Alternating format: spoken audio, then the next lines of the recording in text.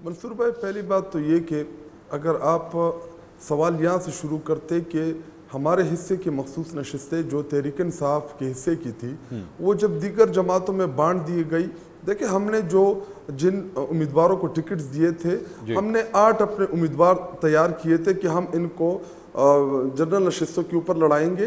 उसमें कुछ बैकअप थे और कुछ को हमने सेनेटर्स मुंतखब कराना था। जब हमारे हिस्से की मखसूस नशिस्तें जो 25 नशिस्तें थी वो अपोजिशन को मिल गई तो उसके बाद हम इस पोजीशन में ना रहे कि हम उन तमाम सेनेटर्स को मुंतखब कराते या उन तमाम सेनेटर्स को हम बनाते। तो उसकी वजह से एक पार्टी के अंदर भी एक इख्तिलाफ आया टिकटों की तकसीम के ऊपर, और ये पहली दफ़ा नहीं है, ये हमेशा से होता रहा है। तहरीक इंसाफ की टिकट जो है वो बड़ी कीमती होती है और एक रसाकशी हमेशा से चलती रहती है।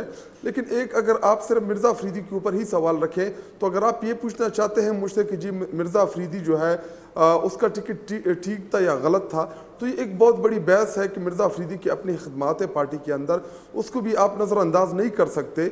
लेकिन अगर आप मुराद सईद को देखें, फैसल जावेद को देखें, जिनको आप मुंतखब कराया, आज़म सवाती साहब, नूरुल हक कादरी साहब, जो हमारी रुबीना नाज एडवोकेट जिनको हमने ख़वातीन की नशिस्त के ऊपर मुंतखब कराया, तो हमारे एक मिर्ज़ा अफरीदी को छोड़ के बाकी हमारे अपने लोग थे जिन्होंने किसी न किसी लेवल पे इस पार्टी के लिए कुर्बानी दी। अगर एक मिनट, ये जो आपने जुमला भी इस्तेमाल किया, इन सबको लेके ये बाकी सारे हमारे लोग थे मिर्ज़ा अफरीदी को छोड़ के, यानी मिर्ज़ा अफरीदी आपके लोगों में शुमार नहीं होते? फिर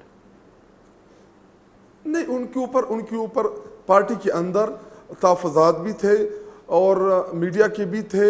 लेकिन अगर आपको मिर्ज़ा अफरीदी या तहरीक इंसाफ के टिकट के ऊपर इतना बड़ा इतराज़ था तो आपको अमीर मकाम के बेटे के ऊपर भी होना चाहिए था। सर वो इख्तियार वली के साथ शायद साहब इस वक्त मैं पाकिस्तान तहरीक इंसाफ के रहनुमा से बात कर रहा हूँ ना, वो तो मुस्लिम लीग नून के रहनुमा से मैं बात करूंगा। अभी आप पहले अपनी पार्टी का जवाब दीजिए, वो तो मैं मुस्लिम लीग नून से सवाल करूंगा। सवाल आपसे है कि क्योंकि मेरे हाथ में ये लिस्ट आतिफ खान साहब की ट्वीट के जरिए आई हुई है जिसमें उनकी जानिब से कहा गया कि जनाब हमने इनका नाम नहीं दिया था, हमने नाम दिया था मुराद सईद का, इरफान सलीम का, फैसल जावेद का, खुर्रम ज़िशान का, अजहर माशवानी का। तो फिर मिर्ज़ा अफरीदी अगर इस लिस्ट में शामिल हुए हैं, किसके बलबूते पे हुए हैं, किसने उनका नाम डलवाया है इस लिस्ट में? अभी इमरान खान साहब के पास जो लिस्ट लेके गए बैरिस्टर सैफ और उसके बाद फैमिली की मुलाकात हुई, तो जो लिस्ट इमरान खान साहब के सामने रखी गई हुई हो तो उन्हीं अवेलेबल नामों को ही उन्होंने अप्रूव किया होगा। और रही बात दीगर जो हमारे मुंतखब सेनेटर्स हैं, मुराद सईद, फैसल जावेद, आज़म सवाती साहब, नूरुल हक कादरी साहब, रुबीना नाज एडवोकेट साहिबा, हमारे 5 सेनेटर्स के ऊपर हम पूरी पार्टी का इत्तेफाक भी है।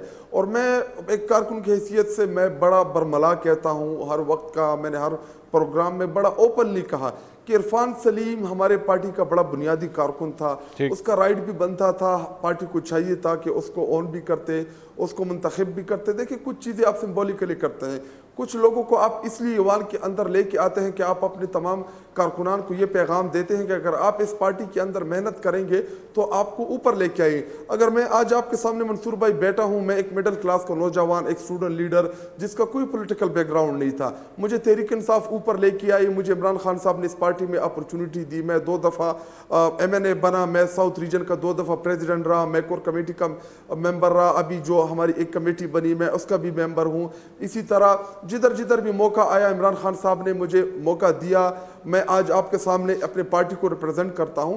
तो जब आप मिडिल क्लास लोगों को मौका देते हैं पार्टी के अंदर उनको ऊपर आने का, तो वो बड़े तगड़ी भी होते हैं, काबिलियत भी होती है। और ये हमारा अलमिया रहा है इस मुल्क की, पाकिस्तान की सियासत का, कि हमेशा से एक सरमाएदार तबका जो तमाम पार्टी में मौजूद है वो इन मिडिल क्लास लोगों का, आम कारकुनान का गला गोंदते रहते हैं। ये पहली दफ़ा नहीं हुआ अगर आप मिर्ज़ा अफरीदी को लेके बहस कर रहे हैं या इरफान सलीम के आउट होने पर आप बात कर रहे हैं।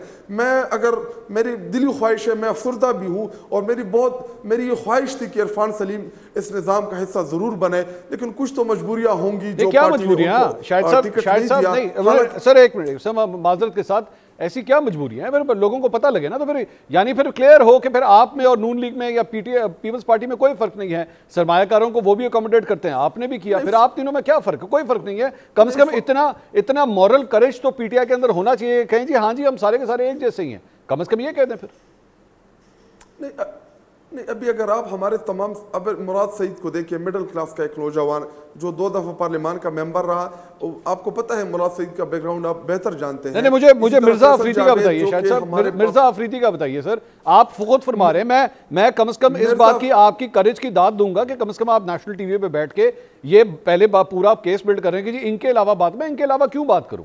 यही तो सबसे बड़ी वो एग्जाम्पल है कि जिसके हवाले से आपने अपने वोटरों को बताया कि जनाब ये सरमायाकारों की पार्टी नहीं है, उसके बाद आप टिकट भी सरमायाकार को देते हैं और मेक श्योर करते हैं आपकी, मैंने वो देखा आप प्रेस कॉन्फ्रेंस जो नाराज रकीन थे उनके साथ आप बैठे हुए थे, आप उनके साथ इजहार यकजहती कर रहे थे, लेकिन आपकी इजहार यकजहती का बंदा क्या करे जब एक्चुअली वो लोग सेनेट तक ही नहीं पहुंच सकते। अभी मैं पार्टी के अंदर जितना पॉसिबल था, मैं इरफान सलीम की बात करूंगा, मैं बाकी लोगों की बात नहीं करूंगा। ठीक है। इरफान सलीम की बड़ी खिदमत है इस पार्टी के अंदर। मैं इरफान सलीम को अली अमीन गंडापुर ने ही टिकट के लिए नामजद किया, इमरान खान साहब के पास उनको लेके गए, नंबर 4 पे उनका नाम था।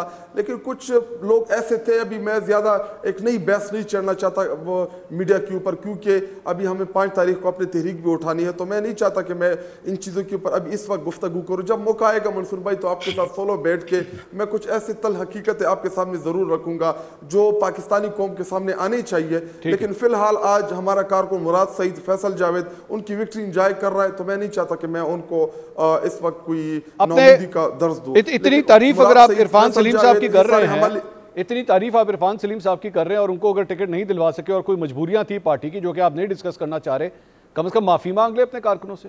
आज टेलीविजन चैनल पे माफी मांग ले कि जी हम फेल हो गए।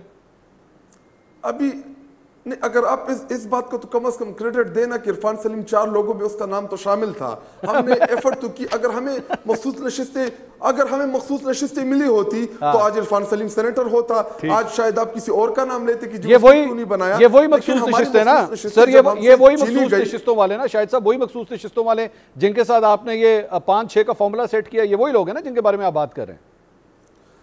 अभी अगर हम हॉर्स ट्रेडिंग के रोकने के लिए, आपके लास्ट प्रोग्राम भी में मैंने कहा था, जब इख्तियार वली मेरे साथ बैठे थे उस वक्त भी मैंने कहा था कि जब तक सेनेट का इलेक्शन शो ऑफ हैंड पे नहीं होगा तो ये चीजें चलेंगी। क्या पंजाब में इसी तरह नहीं हुआ? क्या पंजाब में सेटलमेंट नहीं हुई? क्या पंजाब में इलेक्शन हुआ? सेनेट में नहीं हुआ। तो खैबर पख्तूनख्वा में अगर हम शो ऑफ हैंड के ऊपर चले जाएं ताकि उन बेजमीरों का पता तो चले कौम के सामने जो अपना वोट बेचते हैं, जो अपना जमीर बेचते हैं। और तहरीक इंसाफ का एमपीए जो बड़ी मुश्किलों से बना, हमारे कारकुन ने हमें एमएनएस एमपीएस बनाने के लिए उन्होंने बड़ी कुर्बानियां दी। हम नॉर्मल हालात में इलेक्शन नहीं जीते थे, हम बड़ी मुश्किलों से आए थे एमएनएस एमपीए बन के। तो ऐसे कुछ लोग हैं अगर वो अपने जमीर का सौदा करते हैं, क्योंकि मेरे पास अभी लिस्ट है ही नहीं कि मैं किसी के ऊपर इल्जाम लगाऊं, लेकिन हॉर्स ट्रेडिंग के रोकने के लिए इरफान सलीम जैसे कारकुनान को पॉलिटिकल जमातों में सर्वाइवल या उनको सेनेटर बनने के लिए हमें हॉर्स ट्रेडिंग रोकनी होगी ताकि हम दलेरी के साथ अपने कारकुनान समर हारून बिलोट साहिबा